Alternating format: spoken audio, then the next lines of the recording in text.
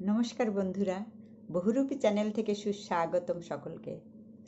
আর সকলকে জানাই আমার দণ্ডবত প্রণাম। নিশ্চয়ই আপনারা সকলে ভালো আছেন এবং আমিও আমার কানার কৃপায় ভালোই আছি। তো জীবনের কয়েকটা কথা, জীবনের কিছু দুঃখের কাহিনী আজ বলবার জন্যেই আপনাদের সামনে উপস্থিত হয়েছি। আপনারা অনেকেই আমাকে বেশ সাপোর্ট করেছেন, দেখেছি ছোট ছোট ভাই বোনেরাও আমার পাশে আছে, দেখে খুব ভালো লাগলো। তো যা হোক, আজকে বলেছি প্রথম থেকে যারা আমার ভিডিও দেখেছেন তারা নিশ্চয়ই বুঝতে পারবেন যে আমার জীবনের আজ কি পরিণতি। একটা জায়গায় আমি 20 বছর ছিলাম। গত বছর যে কাণ্ড হয়েছে দেখেছিলেন, একটা বিয়ে ছিল, তখনও আমায় বের করে দিয়েছিলেন। আর আজ 20টা বছর অতিবাহিত করার পরেও আজ আমার কোনো মূল্য নেই, আমি কিছু পাবো না, আমি কোনো পয়সা পাবো না, শুধু আমি বেগার খেটে যাব। এই হচ্ছে মানুষ। কি করব বন্ধুরা, কিছু করার নেই। যেখানে আমাকে কেউই চায় না, সকলে পয়সা নিয়ে টানাটানি করছে, তো দেখলাম এর মধ্যে থেকে আমার কোনো কাজ নেই। তো যাক, আমার কানাকে নিয়ে আমি চলে এসেছি। আমার এখানে আর কেউ নেই, আমার বাবা আছেন। এই যে দেখুন, এটা আমার বাবার বাড়ি, সব অকচলা হয়ে পড়ে আছে।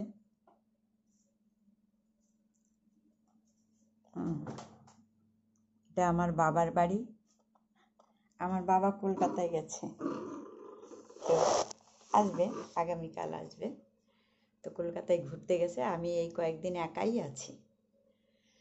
তো কি বলবো বন্ধুরা, কিছু বলার নেই।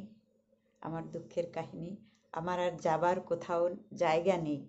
দেখেছেন এর আগে গতকাল না গত পরশু একটা ঘরে ভিডিও করেছিলাম। ওই ঘরটাতে আমার যত এই 20 বছরের যত কিছু মানে জিনিসপত্র করেছিলাম, ওইগুলো ওখানে রেখেছি। উপায় নেই, ভাড়া করে রেখেছি।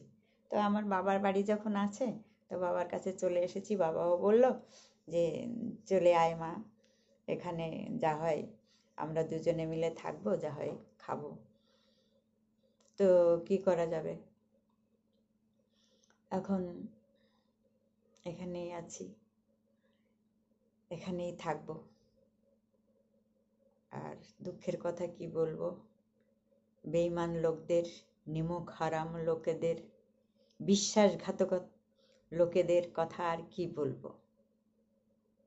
মিথ্যাবাদী, ঠকবাজ, এই হচ্ছে মানুষ। আর তারই পাল্লায় আমি পড়ে গেছিলাম।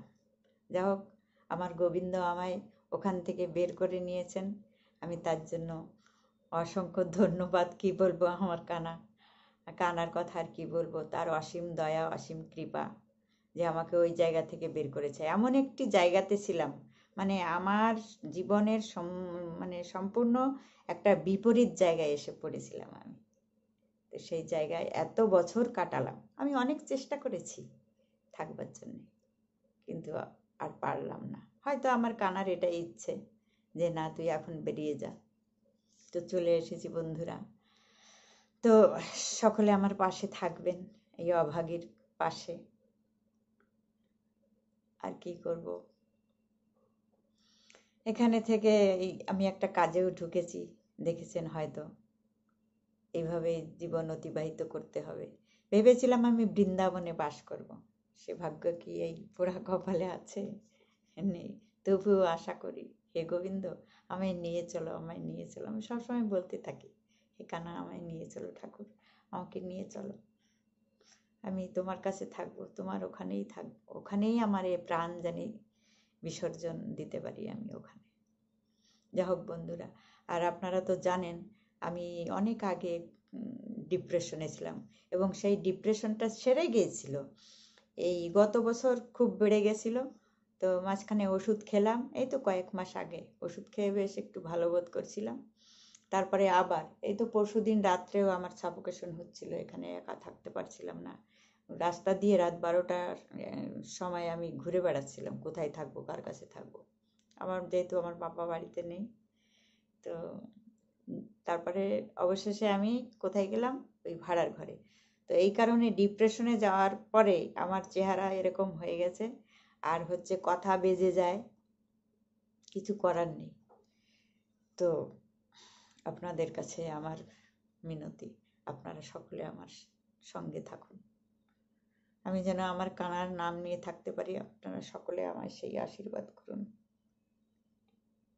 রাধে রাধে, জয় শ্রীকৃষ্ণ।